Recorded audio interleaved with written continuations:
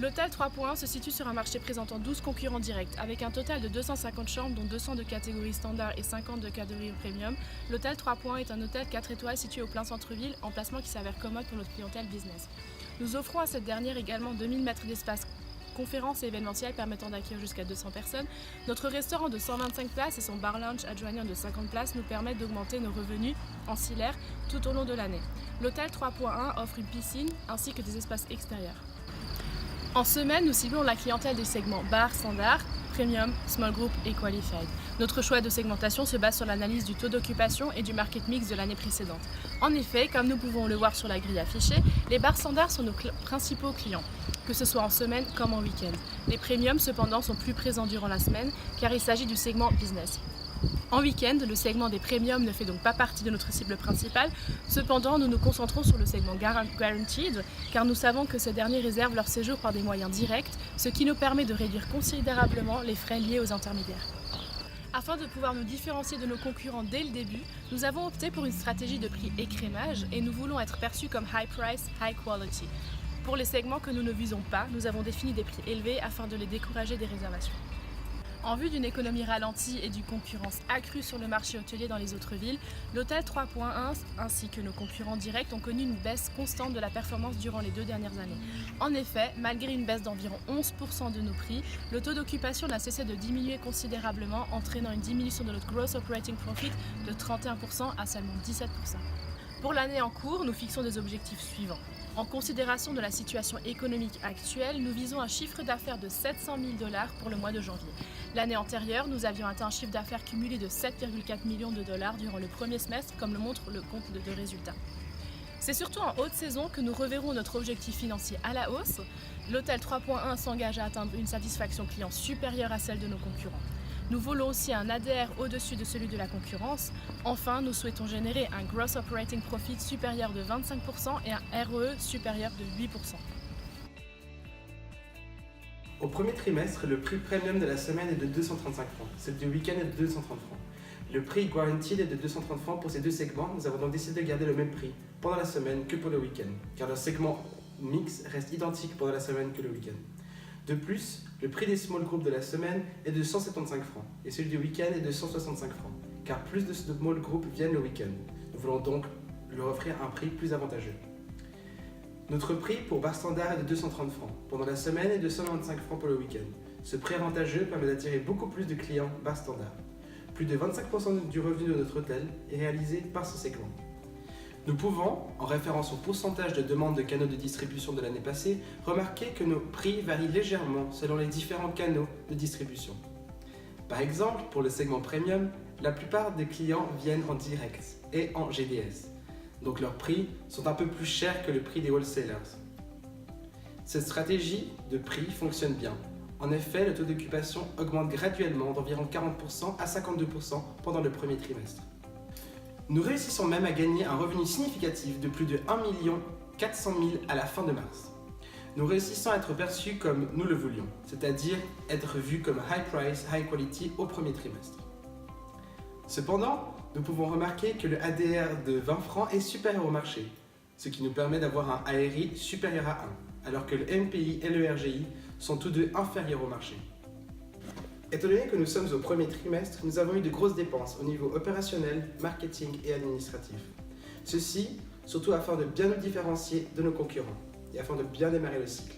Cependant, ce compte de résultats trimestriels nous montre qu'en dépit d'un chiffre d'affaires trimestriel avantageux, le GOP reste d'environ 30% et le net profit à 2,02%, ce qui est très faible. En ce qui concerne les trigger points pour le premier trimestre, au cas où le taux de booking serait inférieur à 45%, nous acceptions de baisser le tarif premium de 4% la semaine et 3% le week-end. Pour définir le taux, nous avions pris le nouveau tarif moins l'ancien tarif fixé divisé par l'ancien tarif. Nous avons effectué ce calcul pour tous nos segments visés et avons fixé ainsi les trigger points. Pour les segments que nous ne visions pas, nous avons fixé une diminution entre 1 et 2%. Sachant qu'au premier trimestre, notre occupation dépassait difficilement les 70%, nous n'avons pas défini de variation de prix. En ce qui concerne le marketing, pour le premier trimestre, le mois de janvier, nous avons décidé de prendre entre 3 et 4% du chiffre d'affaires hébergement par mois à répartir entre les canaux de distribution. Cela nous a donné un résultat entre 30 000 et 40 000. Ayant cette fourchette de budget marketing, nous l'avons réparti ainsi. Pour les transient, en sachant que le segment premium réserve majoritairement directement ou à travers les GDS et que le segment bar standard réserve principalement directement ou via OTA, nous avons décidé de privilégier nos dépenses marketing pour le canal direct. Ceci étant dit, nous avons investi plus de fonds la semaine que le week-end pour ce segment, car il y a moins de clients premium le week-end. Au départ, nous avions également investi dans le canal OTA, mais à moindre quantité. Concernant les discounts, nos segments visés étaient les qualified la semaine et le week-end, ainsi que les guaranteed le week-end.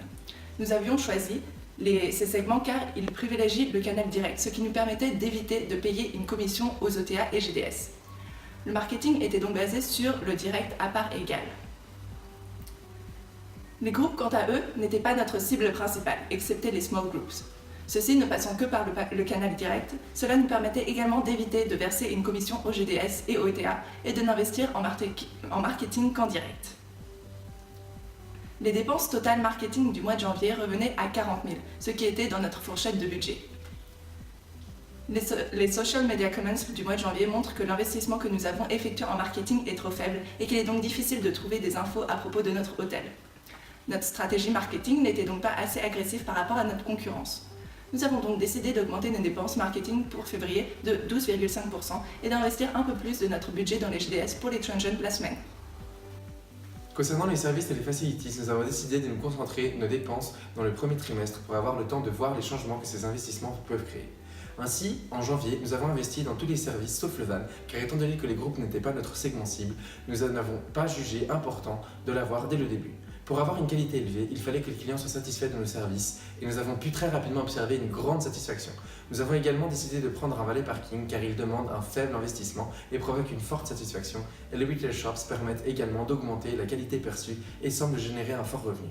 L'analyse de notre travail nous a permis de réaliser que cette installation était peu utilisée par les autres hôtels, 3 hôtels durant le premier trimestre seulement.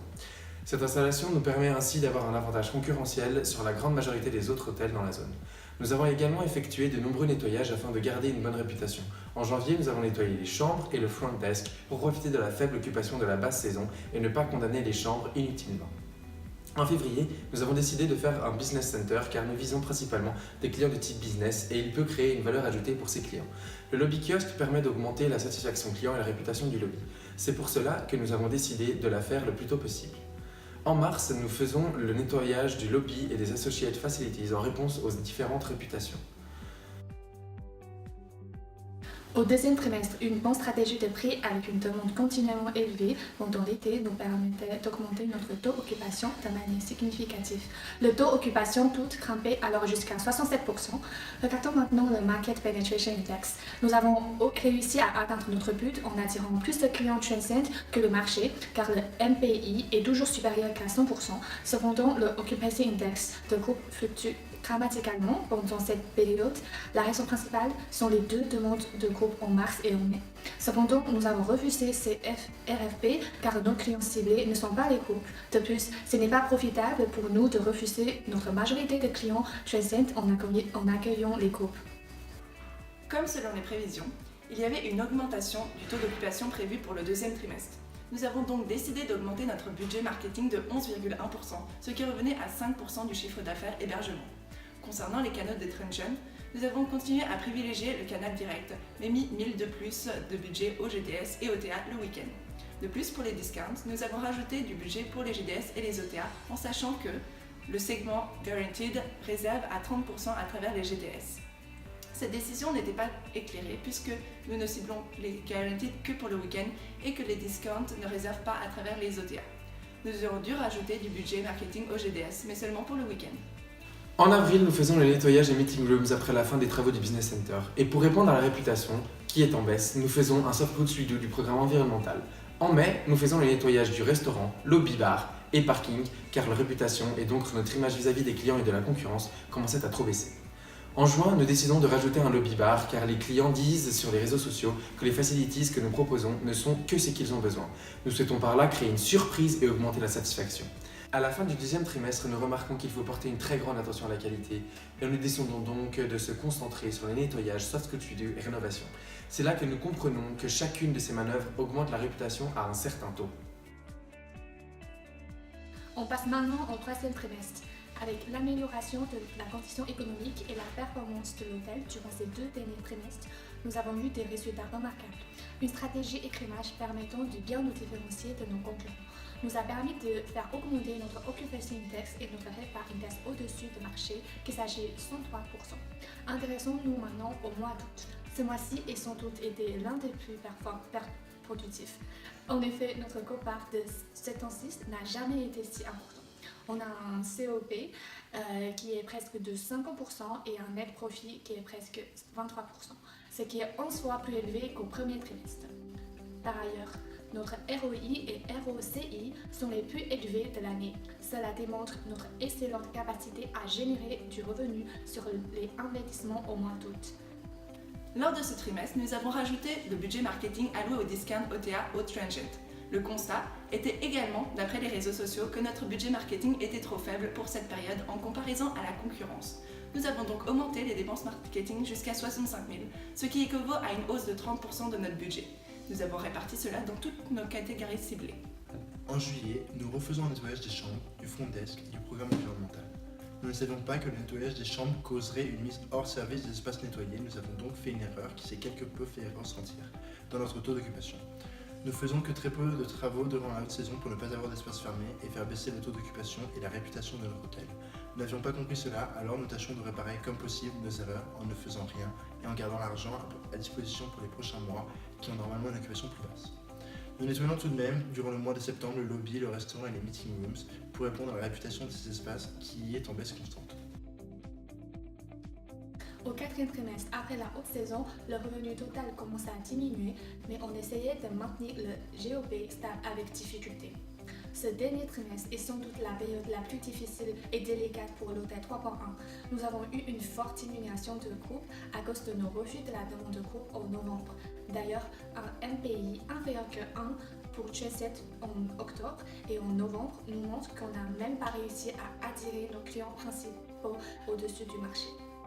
Lors du 4e trimestre, nous avons modifié les trigger points car nous savions que notre taux d'occupation allait baisser en raison de la saisonnalité. Nous avons donc augmenté les réductions en pourcentage pour nos segments en weekday et week-end au cas où notre taux d'occupation passait en dessous de 45%.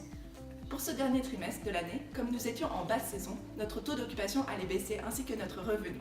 Nous pensions donc qu'il était justifié de baisser notre budget alloué au marketing à 50 000 $. Cependant, nous n'avions pas anticipé les actes de notre concurrence qui a, elle, décidé d'augmenter leur budget marketing. Avec du recul, cela semble logique puisqu'en basse saison, attirer les clients est très important et cela passe par le marketing. La concurrence ayant anticipé cela a alloué un maximum de ressources au marketing. Nous avons fait le contraire. Ce qui nous a valu des social media comments et une baisse du RevPAR.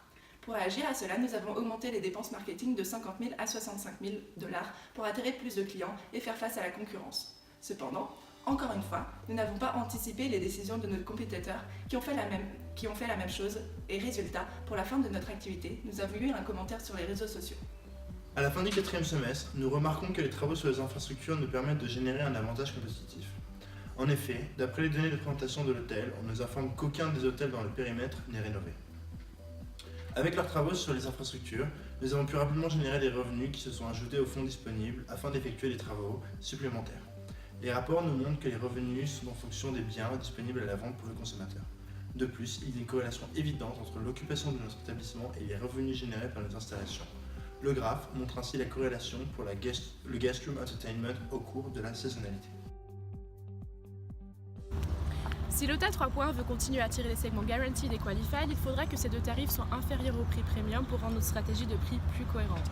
Les chambres Premium sont plus chères, sont justifiées par des barrières de prix. Bien que nous ayons décidé d'attirer plus de clients durant la semaine, nous devrions adapter notre stratégie afin de cibler les clients le week-end et de rehausser notre taux d'occupation moyen. En ce qui concerne les facilities, nous recommandons à l'hôtel 3.1 d'effectuer des nettoyages et des soft goods review accompagnés de rénovations afin de permettre à l'hôtel d'atteindre des taux de réputation à 60% minimum. Nous devrons également faire des économies à long terme afin de pouvoir construire des installations telles qu'un spa, un fitness center et un restaurant à thème. Ceci nous permettra de gagner un avantage compétitif et d'augmenter notre revenu. Au niveau du marketing, nous recommandons d'allouer 10% au budget marketing à court terme comme à long terme.